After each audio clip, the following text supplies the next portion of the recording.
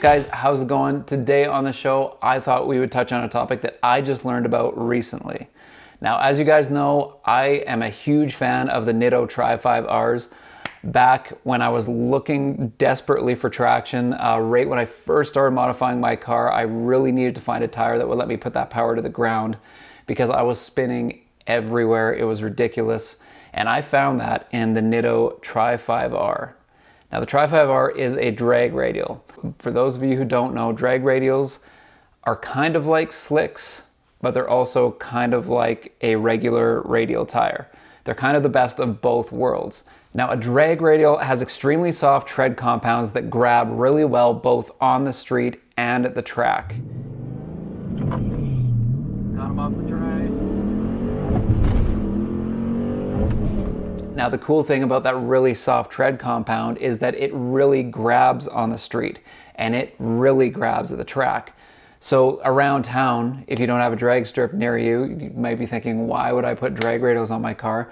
Well, it's because you get amazing traction. So if you're going just spirited stoplight to stoplight driving, or you're trying to nail down your best 0 to 60, these are the tires for you because you will actually hook up and actually be able to give it a little bit of aggressive throttle pedal off the line without just being all over the place, which is amazing. And if you're at the track, you get them warmed up, you do a burnout, you get some heat in the tires, you can launch the car extremely hard and those tires hook up and grab like you wouldn't believe, which is great.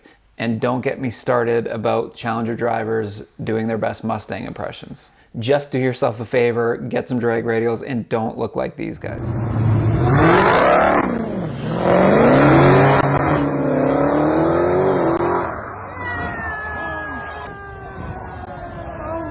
So this season, my Tri-5Rs were toast. They were completely done. Actually, one of the tires had a little chunk taken out of it and I could kind of see the cords sticking out. Fair to say I got 100% of the use out of those tires. They were great, but they are done. So I ordered a new set of Tri-5Rs and Nitto now has the second generation of these tires out, the Nitto Tri-5R2's out, and I ordered myself a set.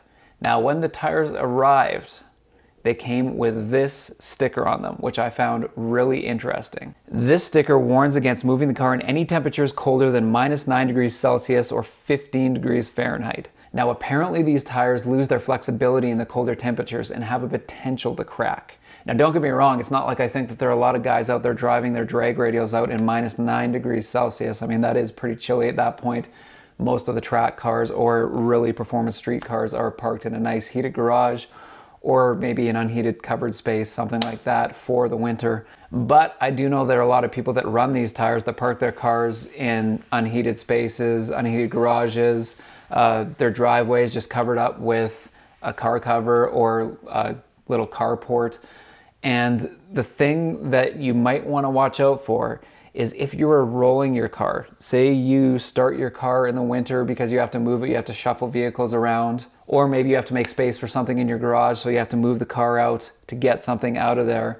It's something to pay attention to because if by chance you roll those tires in that cold and they do crack on you by the time you go to start driving next season, I mean, either A, it's gonna crack and it's not gonna hold pressure anymore, or B, it's gonna crack and you're gonna go out and try to let loose on it and the tire's gonna let go on you, which would be really, really brutal. E300 sedan starting at just $529 per month plus tax, 36 months, $53.43 due at signing. Fletcher Jones Motor Cars has been #1 for 19 years in a row. Once you experience the Fletcher Jones difference, you'll never want to lease or purchase from anywhere else. Visit Fletcher Jones. Just something I thought that everybody should probably be aware of because I wasn't aware of that until I saw the sticker and thought that was a little bit interesting. I've never seen that before. So now having said that, don't get me wrong, these are the best tires that I've ever put on my Challenger. They grip so hard.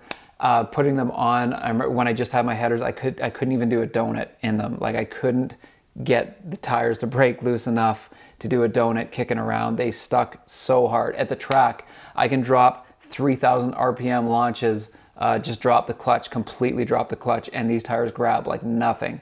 So don't get me wrong, don't get it twisted. I love these tires, and I think that everyone who has a rear-wheel drive performance vehicle, especially a Challenger looking for traction, should have them on their car. I mean, I'm looking to get another pair for myself just as a dedicated track tire that I'll have on a separate set of wheels just for those track days as a track setup. I really enjoy the tires, but it's worth noting just to be careful in those colder temperatures, guys. You're moving your car around, just be careful. And if you have moved your car around over the winter and you have those tires on it, it might be worth it just to pull the tire off and just do a really good visual inspection of it. Make sure those things aren't cracking on you just to be safe. I'm sure the possibility is fairly remote. You don't really hear of these things cracking, getting beat up on people, really. But it's not really worth a chance. Might be worth it just to be careful, a little on the careful side. Anyways, guys, that's about all I got for this episode. I'm stoked to have the car back on the road. I cannot wait for the track to open and just get out there and let it rip. Lots of cool stuff on the way this year. I'm really, really excited about this summer, and just having the car back on the road is just, it's great. Anyways, guys, thanks for watching. I'll catch you later. Cheers.